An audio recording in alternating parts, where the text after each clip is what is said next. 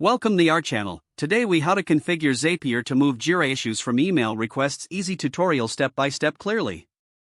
Open your web browser and navigate to the Zapier website.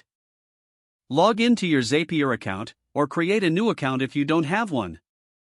Once logged in, click on the Make a Zap button in the top right corner. For the Trigger app, search for and select Email by Zapier. Choose the new inbound email trigger option. Zapier will provide you with a unique email address. Copy this email address, you'll use it to receive Jira issue requests. Next, choose your action app by searching for and selecting Jira Software Cloud. Select the Create Issue action. Connect your Jira account to Zapier by clicking on Sign in to Jira Software Cloud. Follow the prompts to authorize the connection. Once linked, you'll configure the issue details. In the Project field, select the appropriate Jira project.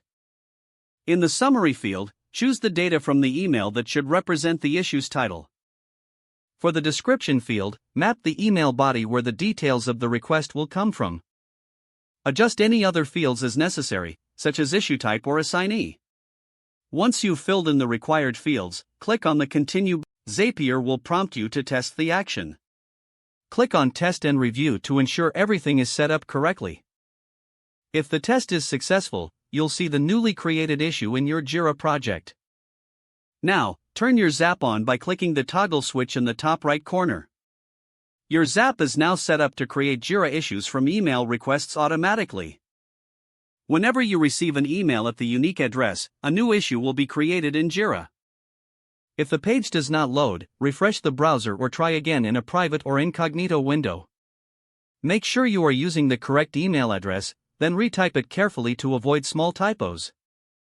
If your password is not accepted, use the Reset option and create a new strong password you can remember. Check your spam folder for verification or security emails, then complete any requested confirmation steps. Enable two-factor authentication if available to improve account security and reduce unauthorized access risk. After signing in, review your profile details so your contact information and settings are accurate and current.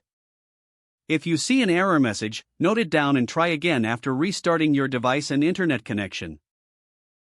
Log out when you finish, especially on shared devices, to keep your account and payment information secure. If the page does not load, refresh the browser or try again in a private or incognito window. Don't forget to like this video and subscribe to our channel for more step-by-step